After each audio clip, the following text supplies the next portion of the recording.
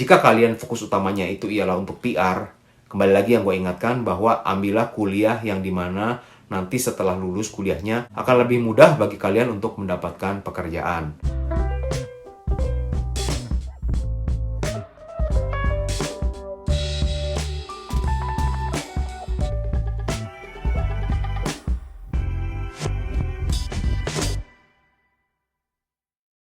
Halo guys, ketemu lagi nih dengan gua Darwin dalam channel pribadi gua Opini Darwin. Dan video kali ini kita akan menjawab salah satu pertanyaan dari subscriber yang ada ya guys ya, berkaitan dengan kuliah ke Kanada. Dia sedang bingung menentukan jurusannya nih. Nah, sebelum itu jangan lupa untuk subscribe, like, and comment, dan juga disclaimer dulu ya guys ya, bahwa gue melakukan ini berdasarkan apa yang menjadi pengetahuan gue, berdasarkan research gue. Gue bukan agen edukasi, gue bukan agen imigrasi, dan juga agen tenaga kerja. Oke, ini hanya sekedar wawasan dari gue saja. Jika terjadi sesuatu yang di luar kalian inginkan, itu di luar tanggung jawab gue ya guys ya. Oke guys, ada beberapa hal yang gue ingatkan kembali kepada kalian ya. Bahwa kalau kalian kuliah ke Kanada, itu tidak menjamin kalian akan mendapatkan PR. Ingat, poin dari kuliah di Kanada dan kerja di Kanada itu ialah untuk meningkatkan poin express entry. Lalu yang kedua, ingat bahwa kuliahnya kalau bisa ambil yang minimum 2 tahun supaya dapat postgraduate working permit 3 tahun ya guys ya. Untuk menjamin kita mendapatkan Canadian experience dan kita mempunyai waktu yang lebih untuk apply PR kita. Dan juga jangan lupa untuk melakukan simulasi perhitungan poin sebelum kuliah dan sesudah kuliah guys. Seperti yang gue pernah share di video gue di Indo di Toronto ya. Nanti kalian simak di channel itu, oke? Oke guys. Pertanyaannya kurang lebih seperti begini ya. Dia ini mempunyai background di bidang accounting. Lalu dia ingin kuliah lagi ke Kanada dan mengambil jurusannya itu Global Management atau Supply Chain dan di Sault Ste. Marie ya lokasinya. Berarti ini di Ontario. Nah, dia bertanya apakah itu masih sesuai dengan bidang atau tidak? Lalu yang kedua, apakah lebih baik kuliah mengambil MBA saja? Untuk hal ini, gue sebenarnya masih memerlukan beberapa hal yang lebih detail lagi. Cuman gue belum mendapatkan informasinya. Nah, gue akan coba jawab menurut opini gue pribadi ya guys ya. Misalkan Bapak ini mempunyai background sarjana accounting, lalu bekerja selama beberapa tahun di bidang accounting. Kalau menurut gue, lebih baik sekolah yang berkaitan dengan accounting. Contohnya, misalkan mengambil Master of Professional Accounting, seperti yang gue sudah jelaskan dalam video-video sebelumnya. Kenapa? Kalau ngambil Master of Professional Accounting, itu memang akan mensecure beberapa hal. Yang pertama, kuliahnya itu 2 tahun ya guys ya. Jadinya, kalian akan mendapatkan postgraduate working permit selama 3 tahun. Lalu yang kedua, misalkan kuliah kita Master of Professional Accounting dan kita mempunyai background pengalaman accounting yang cukup lama di Indonesianya, seenggaknya di resume kita masih bisa menunjukkan beberapa poin di mana kita telah mempunyai pengalaman di bidang accounting, ya kan? Walaupun mungkin belum Canadian experience. Jadi kita bisa tunjukkan Indonesian experience, tapi kita mempunyai Canadian degree. Dan juga kita berharap siapa tahu ada program co-op ketika kuliahnya, jadinya ada plus sedikit Canadian experience. Dan yang poin berikutnya yang gue ingatkan kembali bahwa kita kalau kuliahnya Master of Professional Accounting, ada kemungkinan kita bisa masuk accounting firm ya, bisa the Big Four ataupun yang lainnya. Dan kita mulai lagi dari junior auditor jika memang kita mau. Sehingga kita bisa mendapatkan poin dari Canadian experience karena NOC-nya itu B, dan juga kita mempunyai poin lagi karena kita mempunyai Canadian degree ya guys ya.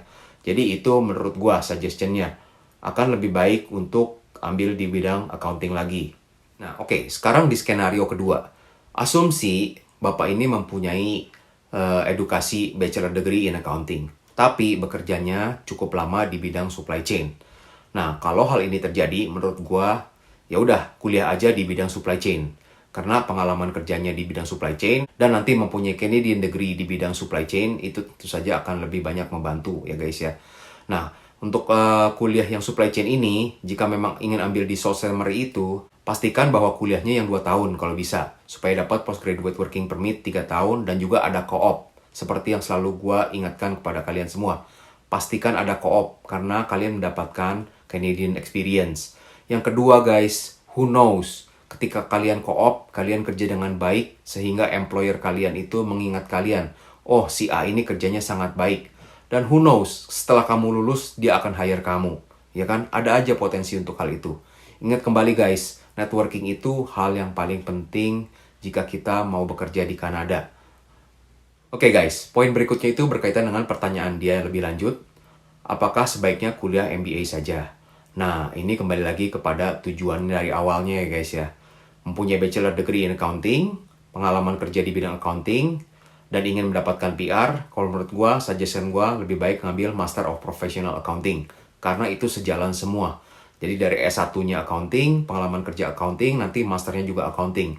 Tentu saja itu akan lebih mempermudah proses yang ada ya guys ya. Dari pengurusan visanya saja, jadi tidak menjadi pertanyaan ya kan. Karena ternyata S1 accounting, pengalaman kerja accounting, ngambil kuliah lagi Master of Professional Accounting. Sejalan kan jadinya ya. Itu sudah menjadi nilai plus. Lalu yang kedua, misalkan S1-nya accounting, lalu pengalaman kerjanya kebanyakan di supply chain. Kalau menurut suggestion gua, daripada ambil MBA, lebih baik mengambil Graduate Diploma in Supply Chain atau Diploma in Supply Chain. Kenapa? Kalau ngambil MBA, takutnya nanti jika misalkan harus memulai lagi dari nol, itu nanti akan overqualified guys. Tapi kalau kita mengambil diploma or graduate diploma in supply chain, jadi misalkan kita apply-nya bukan yang managerial level, kita apply-nya mungkin yang di senior staff level atau staff level, masih nggak terlalu overqualified. Jadi menurut gue lebih baik ke arah situ. Tapi jika tujuan utamanya memang untuk mencari ilmu, di mana kita kuliah MBA-nya itu supaya kita mendapatkan title yang lebih baik dan mendapatkan ilmu yang lebih tinggi, ya why not untuk mengambil MBA guys. Tapi kembali lagi, MBA itu ada nilai plus dan nilai negatifnya. Ya, kalau mengambil MBA-nya di universitas yang benar-benar bagus, gua rasa itu akan membantu ya untuk kalian mencari pekerjaan. Karena nanti HR di sini akan melihat, kamu ini lulusan MBA dari Rhodes School of Business, dari U of T gitu ya. Tentu saja itu cukup prestis, cukup bergengsi ya guys ya. Nah, itu akan membantu memboost poin kalian untuk mencari kerja. Kalian mungkin bisa bekerja langsung di managerial level atau di semi managerial level dulu gitu ya. Karena kualifikasi kalian bagus, edukasi kalian bagus. Tapi ini juga akan terpengaruh oleh kepribadian kalian. Bagaimana kalian ketika interview, apakah cukup baik apa enggak. Resume kalian buat dengan bagus apa enggak. Itu sangat bervariasi ya guys ya. Gue susah jawab untuk hal ini. Tapi kurang lebih seperti itu gambarannya. Jadi tentukan dulu kalian ingin pindah ke Kanadanya untuk apa dulu. Jika kalian fokus utamanya itu ialah untuk PR, kembali lagi yang gue ingatkan bahwa ambillah kuliah yang dimana nanti setelah lulus kuliahnya akan lebih mudah bagi kalian untuk mendapatkan pekerjaan. Itu yang paling penting guys. Oke guys, jadi kurang lebih itu saja sih pemikiran gue saat ini ya. Karena gue kurang mendapatkan informasi yang lebih detail lagi. Cuman, kembali lagi ini hanya sekedar membuka wawasan buat kalian semua. Jangan lupa untuk subscribe, like, and comment, dan bantu share ya. Sampai jumpa di video berikutnya, oke?